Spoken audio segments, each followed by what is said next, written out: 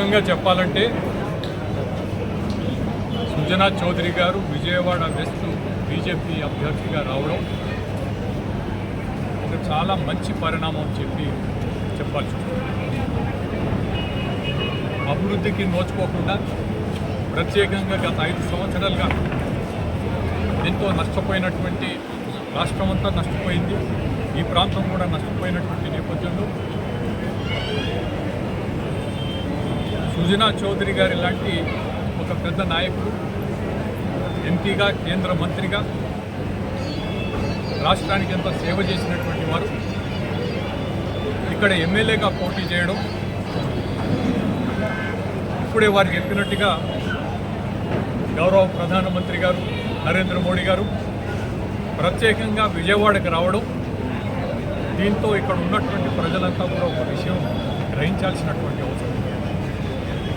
ఎంతో మంచి ఆలోచనలు ఉన్నటువంటి వ్యక్తి, అభ్యుదయ ఆలోచనలు ఉండేటువంటి వ్యక్తి, కష్టపడి పనిచేసేటువంటి ప్రవృత్తి, ఎంతో దూరదృష్టితో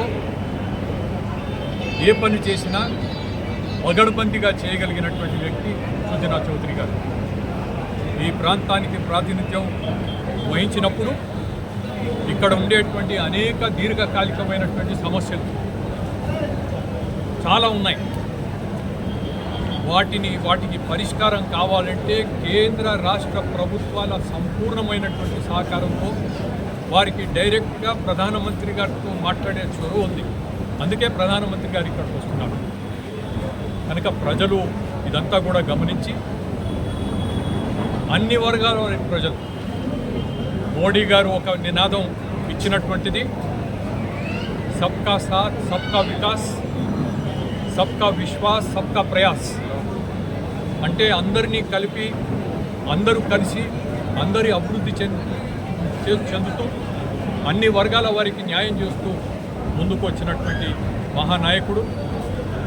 కుల మతానికి అతీతంగా కేంద్ర ప్రభుత్వం ఏ కార్యక్రమం చేపట్టినా వీరు హిందువా ముస్లిమా క్రైస్తవుడా అనేటువంటి భేదభావం లేకుండా సమానంగా అందరికీ లాభం చేకూర్చేటువంటి అనేకమైనటువంటి పథకాలను తీసుకొచ్చినట్టు నరేంద్ర మోడీ గారు.